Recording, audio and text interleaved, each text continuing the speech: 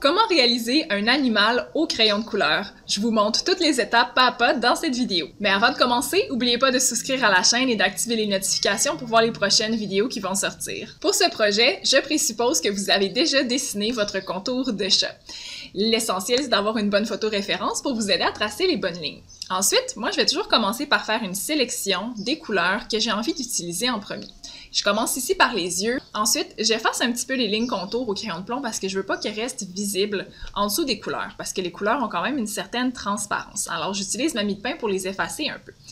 Et ensuite, le travail de crayon de couleur, c'est vraiment de superposer de nombreuses couches les unes par-dessus les autres. Alors, je vais mettre un petit peu de crème, un petit peu de vert, un petit peu de vert vif. Je rajoute du blanc pour les reflets. Et une fois de temps en temps, je mélange les couleurs avec un crayon mélangeur également, de manière à avoir quelque chose de vraiment lisse et uniforme. Ça va m'arriver aussi que je prends un gros crayon noir, comme vous voyez en ce moment, pour faire les endroits où il y a un contraste le plus marqué, où c'est vraiment sombre sur l'image. Il ne faut pas avoir peur, par exemple pour le contour des yeux, de vraiment mettre une bonne pression avec le crayon noir pour qu'on soit capable de voir les traits de loin. Quand les détails des yeux sont terminés, je me penche sur le nez. Même chose encore, j'utilise une variété de différentes couleurs, dans les rouges, dans les bruns, et je superpose les couleurs ensemble, toujours en rajoutant parfois un petit peu de noir ou un petit peu de blanc pour faire les ombres, pour faire les lumières.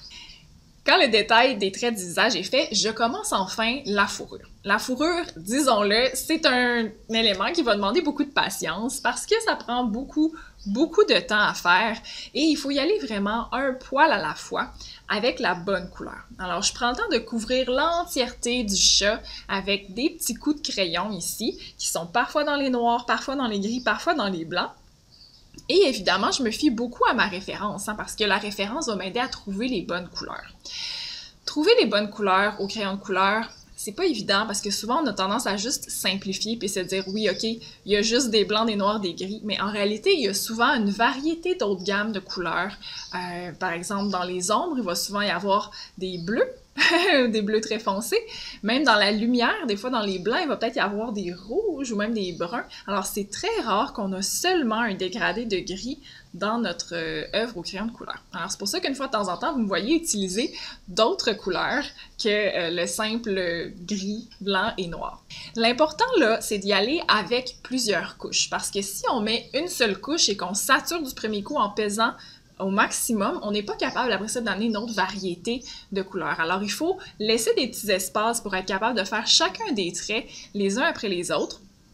Et on remplit, on remplit, on remplit. Et il faut le faire plusieurs fois. Une fois de temps en temps, on peut encore utiliser un crayon mélangeur pour mélanger parfois les poils et leur donner un effet plus smooth. Sinon, il faut toujours s'assurer aussi que le crayon soit très bien aiguisé pour avoir des poils qui sont vraiment fins. C'est comme ça qu'on fait le chat, donc ça prend un bon bout de temps, et quand on est satisfait avec l'effet du chat ensuite, je me penche sur l'arrière-plan.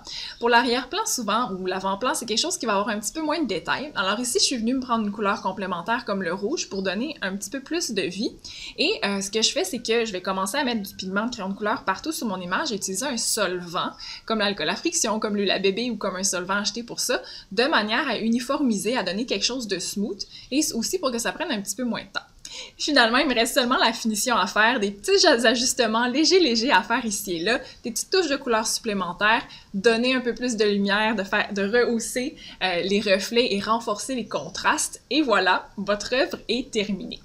Remarque conclusive sur ce projet, c'est un projet qui a pris environ 3 heures à faire. C'est certain que si vous voulez passer plus de temps sur vos projets, vous allez être capable d'atteindre un meilleur niveau de réalisme avec des poils encore plus fins, avec une variété et un dégradé de couleurs encore plus maîtrisé, mais c'est proportionnel au temps investi. Moi, souvent, je fais des projets un petit peu plus courts, 2-3 heures, comme ça c'est parfait pour garder la concentration puis arriver avec un résultat qui est quand même très satisfaisant. J'espère que vous avez aimé de voir toutes les étapes pour réaliser un animal au crayon de couleur. Je vous encourage à souscrire à la chaîne, à aimer la vidéo et à laisser un commentaire. N'hésitez pas à explorer les autres vidéos de la chaîne et à regarder dans la description s'il y a un atelier gratuit qui se donne prochainement pour vous joindre à nous et apprendre à dessiner de l'art animalier en couleur. À bientôt tout le monde!